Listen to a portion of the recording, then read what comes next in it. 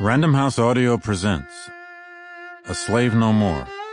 Two men who escaped to freedom, including their own narratives of emancipation. This is David Blight. The narratives of emancipation will be read by Richard Allen and Dion Graham.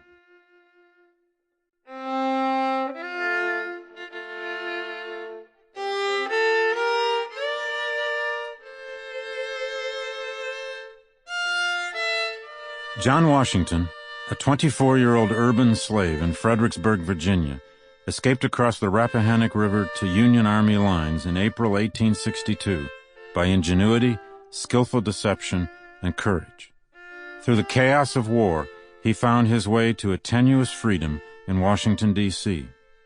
Wallace Turnage, a 17-year-old slave born in North Carolina, ran away 4 times from an Alabama cotton plantation before he fled a Mobile slave jail on his 5th and final escape.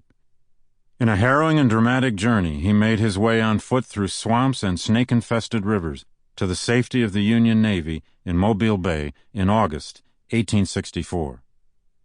Both Washington and Turnage wrote remarkable post-emancipation narratives of their flights to freedom. Both also lived remarkable post-emancipation lives as laborers and citizens in Washington and New York City. In publishing their narratives and reconstructing their life stories for the first time, this audiobook illuminates anew one of the greatest dramas of the Civil War, the anguished and glorious liberation of 4 million American slaves from generations of bondage. Authors often spend years planning, researching, and outlining their books. But this book found me in a rather unusual way. In the spring of 2003, I was contacted by literary agent Wendy Strothman, who was working on behalf of Julian Houston, a writer and retired judge in Boston, who had inherited John Washington's writings and papers from his mother, Alice Jackson Stewart. Alice Stewart had been the close friend of Washington's granddaughter, Evelyn Easterly, who had saved and passed on her forebears' writings. Wendy knew of my work on slave narratives, so she sent me a photocopy of Washington's narrative and asked me to read it with an eye for authenticity and significance. Months passed before I paid close attention, since I was preoccupied with other work. In the fall of that year, Deborah Mackey, director of the Historical Society of the town of Greenwich, Connecticut, invited me to give a lecture to her board of trustees. At dinner before the lecture, Deborah asked me if I would be willing to have a look at what she and her staff believed to be an authentic slave narrative. It recently had been donated by Gladys Watts, a surviving friend of Wallace Turnage's daughter, Lydia Turnage Connolly, who had preserved the narrative in a special black clamshell box until her death in Greenwich in 1984. When I finally sat down and carefully read the two narratives together, I realized with a thrill of discovery that what we possessed were two extraordinary, unpublished, and unmediated narratives about one of the most revolutionary transitions in American history. Post-emancipation narratives by ex-slaves that told the story of their liberation from bondage in the 1860s are rare enough. In my lifetime, a mere handful have surfaced, making these two untouched manuscripts very special. When political disunion came and the Civil War broke out in 1861, Northern free blacks and Southern slaves alike understood with varying degrees of fear and hope that their fate lay in the balance. They could imagine that the long-prophesied break with a dark past was at hand. "At last our proud republic is overtaken," wrote the greatest black leader, Frederick Douglass, immediately after the firing on Fort Sumter in April 1861. "Now is the time to change the cry of vengeance long sent up from the toiling bondsman," said Douglass, into a grateful prayer for the peace and safety of the government. Despite the untold desolations the war might bring, Douglass now envisioned what he called armed abolition, conducted in a sanctioned war against the South. Above all, he saw the war as a crisis that, as he put it, bound up the fate of the Republic and the fate of the slave in the same bundle. Such was the hope of 1861 for African Americans and their allies. But most Americans, in the Confederate South as well as the Union North, did not see the war in Douglas's way.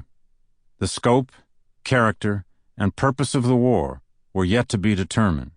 Was it time for Southern independence and the creation of a new Confederate slaveholding nation?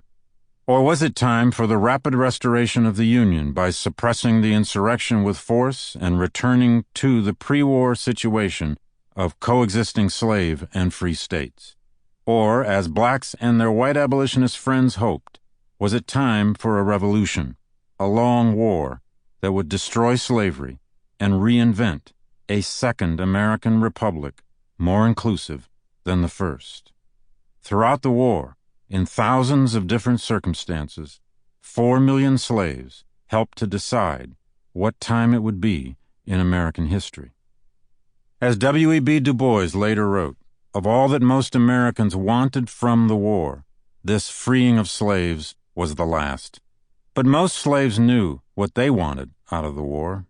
They sought a sense of independence. They wanted wages, family security, and cohesion, freedom from a master's or an overseer's whims, and freedom from living as both property and the object of another person's will. They wanted release from white people's expectations, from a white man's lust, or a white lady's daily needs. They wanted last names, recognition of their own humanity, and control of their children. They wanted labor and livestock that they truly owned.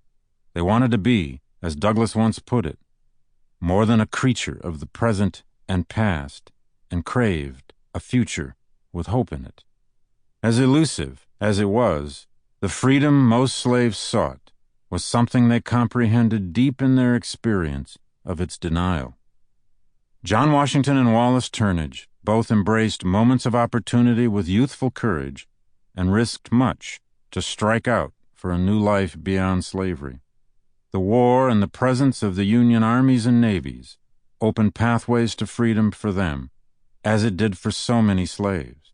But nothing inevitable determined their emancipation.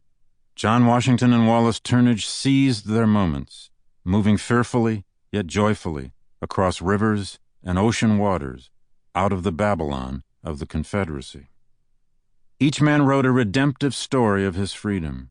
Both men also left us enough of a record to trace the backgrounds of their two quite different, yet compelling and representative journeys. In their stories we can see a revealing convergence of events with personal will, of fate with human choices that produced heretofore unknown dramas. Both Turnage and Washington considered themselves quite ordinary. They sought no fame for their courageous escapes. Washington became a house painter and Turnage a night watchman, among many other occupations. Each would live well into the 20th century and forge a working-class family that struggled against the barriers of class and racial discrimination in teeming American cities. Yet they possessed the will to write, to make their stories of liberation known, to find readers and garner recognition, even if only within their families, as men who had conquered their condition as slaves, remade themselves as free people, and left a mark on time as best they could. They wanted someone to know they were quiet heroes of a war within the war to destroy slavery that Americans were beginning to forget. Washington's and Turnage's stories, untouched by editors, provide windows through which we can see how the lives of common people both shape and are transformed by epic events. And although we do not know precisely why Turnage and Washington wrote their narratives, we can be confident that they felt deeply in their souls that their own children, quite possibly the principal audience for whom they wrote, could shape some kind of meaningful future from their mirrors of the past.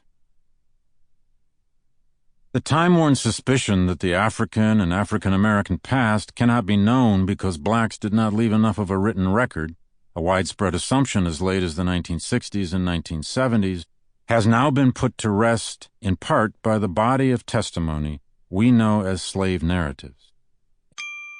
Sample complete. Ready to continue?